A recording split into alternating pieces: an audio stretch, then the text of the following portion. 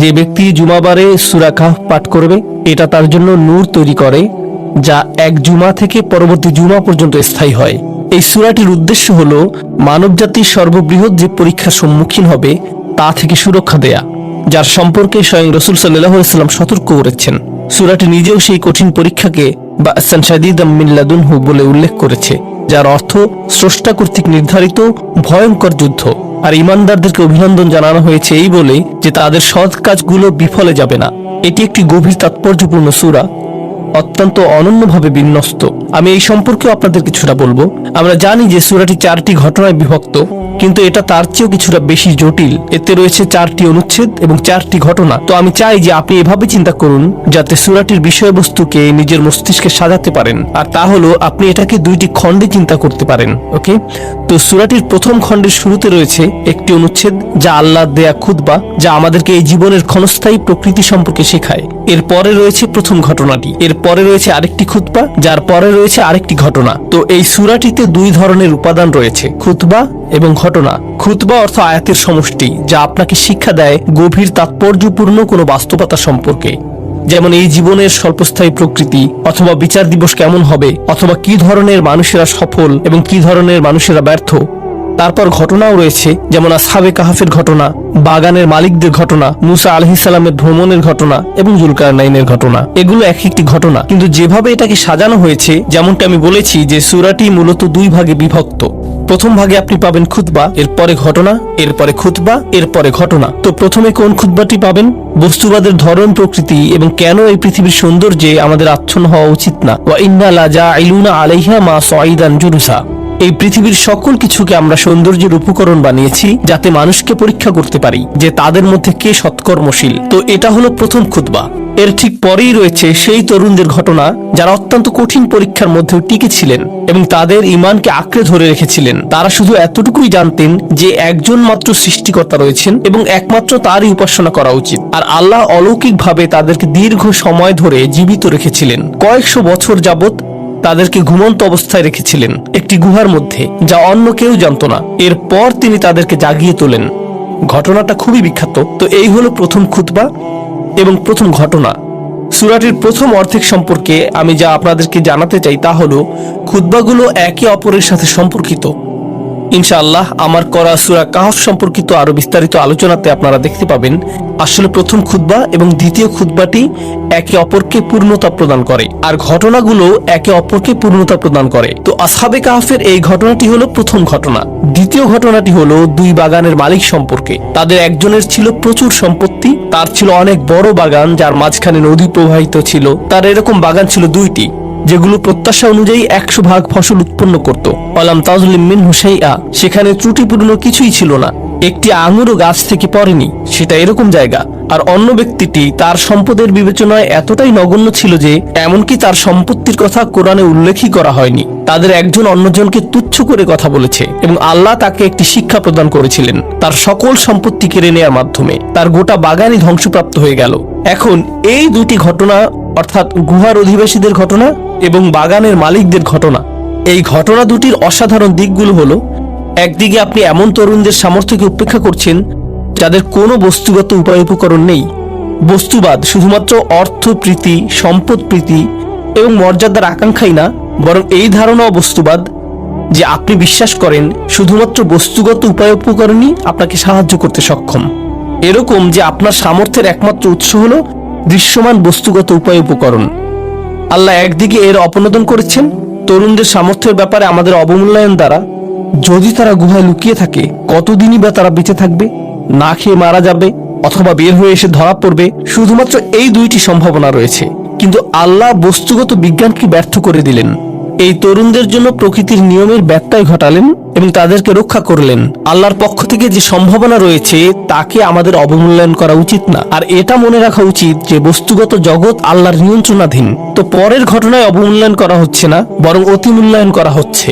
বিত্তবান বাগানের মালিক তার সম্পত্তিকে অতিমূল্যায়ন করেছে। লান তাবিদা হাযিহি আবাদা, এটা কখনো ধ্বংস হবে না। বস্তুগত সম্পত্তিকে কখনো অতিমূল্যায়ন করবেন না। আল্লাহ এটা যে কোনো সময় নিয়ে যেতে পারেন। তো আপনার যদি কিছুই না থাকে, এটা মনে করবেন না যে আপনি নিঃস্ব। আপনার এখনো আল্লাহ আছেন। আর আপনার যদি সকল কিছু থাকে, এটা মনে করবেন না যে আপনার সব কিছু আছে। আল্লাহ এই সকল কিছু নিয়ে যেতে পারেন। তাই এটা মনে রাখবেন যে প্রকৃতপক্ষে আপনার কিছুই নেই। ইন্না লিল্লাহি ওয়া ইন্না ইলাইহি রাজিউন। তো এভাবেই এই দুইটি ঘটনা এবং দুইটি অনুচ্ছেদ একে অপরের সাথে সম্পর্কিত, আর এভাবেই তারা বিন্যস্ত হয়েছে। অনুচ্ছেদ ঘটনা, অনুচ্ছেদ ঘটনা। সূরাটির দ্বিতীয় অর্ধেকে রয়েছে ভিন্ন ধরনের বিন্যাস। সেখানে রয়েছে অনুচ্ছেদ, প্রথম ঘটনা, দ্বিতীয় ঘটনা, আর তারপর অনুচ্ছেদ, অনুচ্ছেদ ঘটনা, ঘটনা অনুচ্ছেদ। এটা সিমেট্রিক ধরনের বিন্যাস। এখানে সূরাটির দ্বিতীয় অর্ধেকের প্রথম অনুচ্ছেদ এবং শেষের অনুচ্ছেদ উভয়টিরই বিষয়বস্তু হলো বিচার দিবস। উভয় অনুচ্ছেদই রয়েছে সেই দিবসে কোন সত্য প্রতীয়মান হবে তা নিয়ে, আর উভয় অনুচ্ছেদই খুবই শক্তিশালী, গভীর তাৎপর্যপূর্ণ। সেখানে একটির সাথে অপরটির বেশ কিছু সম্পর্ক রয়েছে। আপনি যদি সতর্কতার সাথে এগুলোকে অধ্যয়ন করেন তাহলে লক্ষ্য করবেন যে তাদের একটির সাথে অপরটি খুবই কাছাকাছি ভাবে সম্পর্কযুক্ত। এগুলোর মাঝখানে আপনি যা পাচ্ছেন তা হলো আরো দুইটি ঘটনা। এই ঘটনাগুলো হলো মুসা আলাইহিসসালাম ও খিজির আলাইহিসসালামের ঘটনা এবং জ্ঞানের পথে তার সেই যাত্রা আর তার 3টি যাত্রা বিরতি। আর তারপর রয়েছে জুলকারনাইনের ঘটনা, যিনি পৃথিবী ভ্রমণ করেছিলেন এবং তিনিও 3টি যাত্রা বিরতি নিয়েছিলেন। তো এই ঘটনার সামঞ্জস্য রয়েছে মুসা এবং খিজিরের ঘটনার সাথে। উভয় ঘটনাই তারা যাত্রা করেছিলেন, তারা উভয় ভ্রমণ করেছিলেন এবং তারা উভয়ই কিছু সমস্যার সমাধান করার চেষ্টা করেছিলেন। এখানে কিছু অমিলের বিষয় এসেছে। প্রথম দুটি ঘটনায় অমিলের বিষয় ছিল তরুণদের ক্ষেত্রে তাদের ক্ষমতার অবমূল্যায়ন এবং বাগানের মালিকদের ক্ষেত্রে সম্পত্তির অতিমূল্যায়ন। তিনি আমাদেরকে মুসা আলাইহিসসালাম সম্পর্কে শিক্ষা দিচ্ছেন, যিনি ন্যায় বিচারের মূর্ত প্রতীক। আর জুলকারনাইনও একই রকম, তারা উভয়ই ন্যায্য কাজ করতে চেয়েছেন, কিন্তু তাদের একজন তার চারিপাশের পরিস্থিতি পরিবর্তনের সম্পূর্ণ ক্ষমতাহীন। তার কাছে যা সঠিক মনে হয়েছিল তা তিনি করতে পারছিলেন না, কারণ তাকে নির্দেশ দেওয়া হয়েছিল যে তুমি কোনো কথা বলতে পারবে না, তুমি সমালোচনা করতে পারবে না। নৌকাটি যখন ভেঙে দেয়া হলো অথবা ক্ষতিগ্রস্ত হলো, অথবা যখন একটি শিশুকে আপনার চোখের সামনে হত্যা করা হয়, অথবা কোনো প্রতিদান ছাড়াই আপনাকে কঠোর পরিশ্রম করে একটা দেয়াল নির্মাণ করতে হয়, সেক্ষেত্রে আপনি কোনো কথা জিজ্ঞেস করতে পারবেন না। খালি চোখে দেখলে এটা অন্যায়। অন্যদিকে রয়েছেন জুলকারনাইন, যিনি অন্যায় দেখেন এবং এর সমাধান করেন। যেখানেই তিনি যান তিনি সমস্যার সমাধান করেন। মানুষ তার কাছে সমস্যা নিয়ে আসে আর তিনি তা সমাধান করেন। এখানে আল্লাহ এই অমিলটির মাধ্যমে যা বোঝাচ্ছেন তা হলো, কখনো বস্তুগতভাবে আপনার ক্ষমতা থাকবে পরিবর্তন আনার জন্য এবং কখনো কখনো আপনার তা থাকবে না। কখনো বৃহত্তর পরিকল্পনা চলমান থাকবে, বড় পরিকল্পনা বাস্তবায়নরত থাকবে। আর ইমানদারদেরকে অনুধাবন করতে হবে যে কখনো তাদের নাগালের মধ্যে বস্তুগত উপায় উপকরণ থাকবে এবং অন্য সময় তাদের নাগালের মধ্যে বস্তুগত উপায় উপকরণ থাকবে না, সঠিক কাজটি করার জন্য, ন্যায় বিচারকে কার্যকর করার জন্য। আর আমাদের অবস্থা এই দুইটির মধ্যে যে কোনো একটি হতে পারে। আর এই সবগুলো ঘটনার সারাংশ হিসেবে আল্লাহ বিস্ময়কর এই সূরাতে আমাদেরকে যা দিয়েছেন তা হলো পার্থিব জীবনের প্রতি আমাদের কাঙ্ক্ষিত দৃষ্টিভঙ্গি। ক্ষমতা থাকাটা আশীর্বাদ নয়, ক্ষমতা বঞ্চিত হওয়াটাও আশীর্বাদ নয়। আপনার যদি ক্ষমতা থাকে এটাকে সঠিক পথে ব্যবহার করুন। যখন আপনার ক্ষমতা না থাকে অনুধাবন করুন যে আপনার এখনো অনেক কিছু করার আছে, আপনার এখনো অনেক কিছু শেখার আছে এবং আপনার কাছে ক্ষমতা না থাকার পেছনেও কারণ রয়েছে। যখন আপনার কোনো উপায় উপকরণ থাকে না, সেক্ষেত্রে হয়তো সেই তরুণদের মতো কোনো মহাপরিকল্পনা বিদ্যমান রয়েছে। আল্লাহ যে কোনো উপায়ে আপনাকে সহায়তা করবেন। আর যখন আপনার প্রচুর বস্তুগত উপায় উপকরণ থাকে, অর্থ, মিডিয়া, ক্ষমতা, খ্যাতি ইত্যাদি ইত্যাদি, এগুলো কোনোটারই মূল্য নেই। আল্লাহ সেগুলো কেড়ে নিতে পারেন যখন তিনি ইচ্ছা করেন। তো সূরাটির শেষে এসে আমাদের নির্ভরতা সম্পূর্ণ চলে যাবে আল্লাহর কাছে। আমরা এখন সমাপ্তির দিকে যাচ্ছি।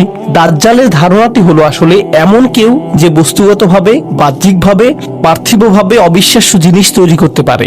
সে এমন জমিতে শস্য উৎপাদন করতে পারে যেখানে কোনো ফসল হয় না। সে এমন গতিতে ভ্রমণ করতে পারে যা অন্য কেউ পারে না।